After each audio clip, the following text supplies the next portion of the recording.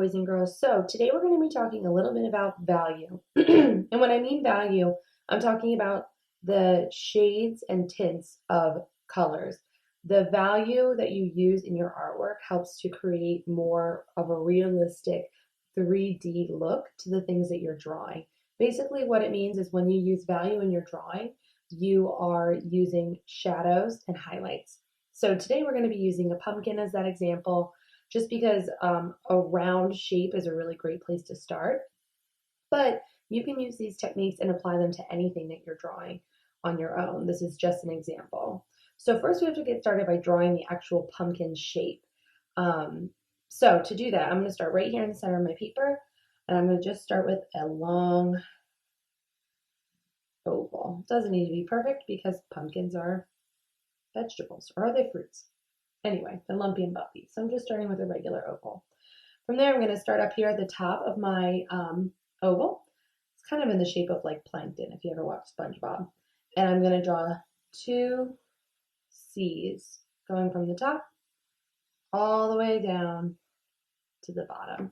And then I'll do the same thing on the other side. Starting right here, I'm going to do two C's from the top all the way down to the bottom. Same here. And I'll use a rectangle to give it a stem. So now I have my basic pumpkin shape. You can tell it's a pumpkin, but it looks pretty flat, and we want to start giving it some value. So for this, we're going to be using oil pastels.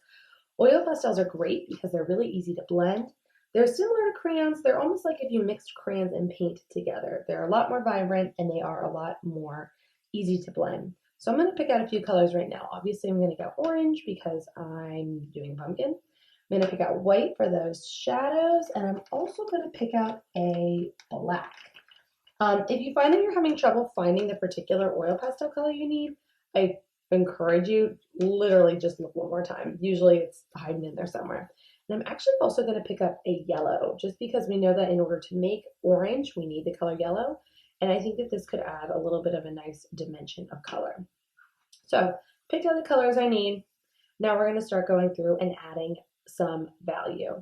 So first things first, I'm going to pick up that orange, and I'm just going to work on filling in the entire pumpkin.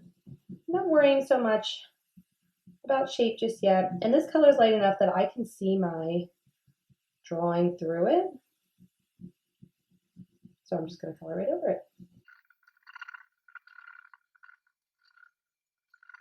All right, now I've got orange. As you can see, it still looks pretty flat. I didn't add any value to it yet. Now we're going to get to go through and add a little bit of dimension. So I'm actually going to start with the highlights that are going to be on the top of my pumpkin. Actually, before I do that, why don't I pick up that brown? There's a dark brown in there and there's a light brown. Pick up whichever you want. And I'm going to fill in the stem of my pumpkin too. Great. So from here, I'm going to pick up my white. And in this case, the sun or the light source would be shining from the top of my pumpkin. So I'm going to add some white to the top layers for where the light is shining down on it. You'll notice that I didn't even blend anything yet. I'm just going to put down my colors first, and then I'll worry about blending them. So I added a little bit of white to the top of my pumpkin. Now what I'm going to do is I'll take my finger, and I'm just going to pull that white down.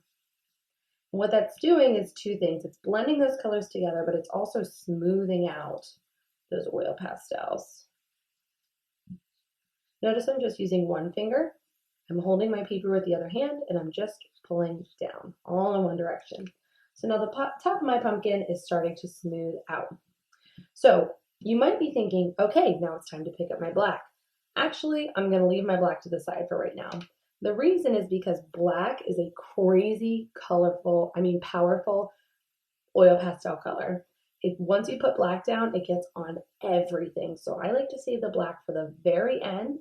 That way I can put down what I need, blend it, and I'm done. I find that if I put down the black too soon, it gets on my fingers, then it gets all over my paper, then it spreads everywhere, and I don't want to do that.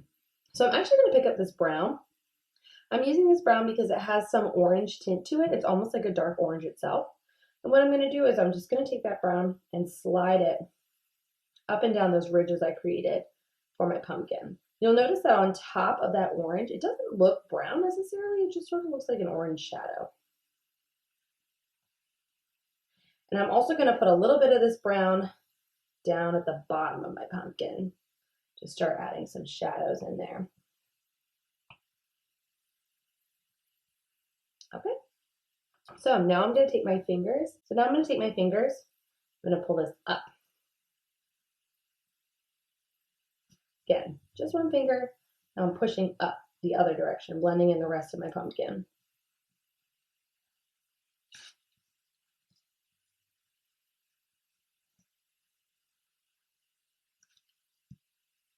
You don't want to press crazy hard. Just want to let the oils on your fingers blend. And now I'm going to take my fingers up and down those ridges. Blend out those shadows. So now we're starting to look a little bit rounder. I'll bring it a little closer so you can see what I mean. It's a little hard in this light. All right. So now I'm actually going to pick up a little bit of my yellow, because what I'd like to do is in the middle of my pumpkin, just going to add a little bit of yellow just for some more color. If I tilt it this way, you might be able to see a little better.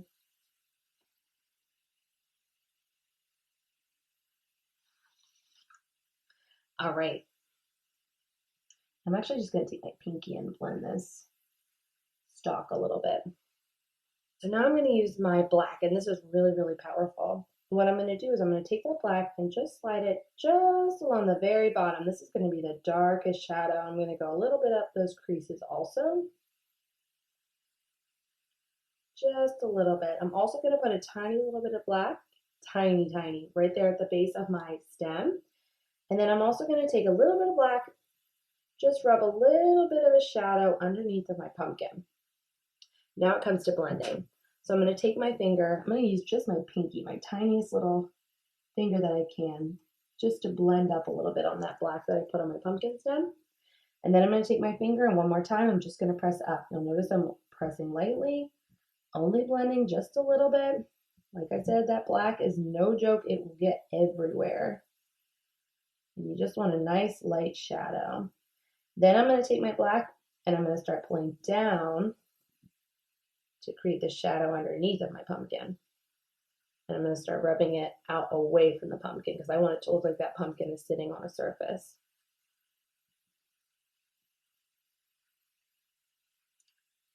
All right. If you want, you can take your black and just do a little bit of a line. Tiny, like a whisper of a line up those ridges.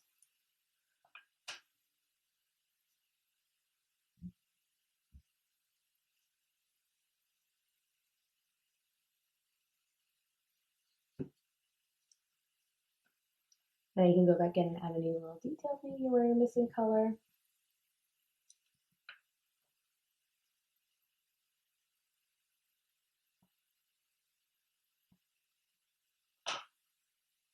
You'll notice I'm switching fingers every once in a while because they start to get pretty dirty.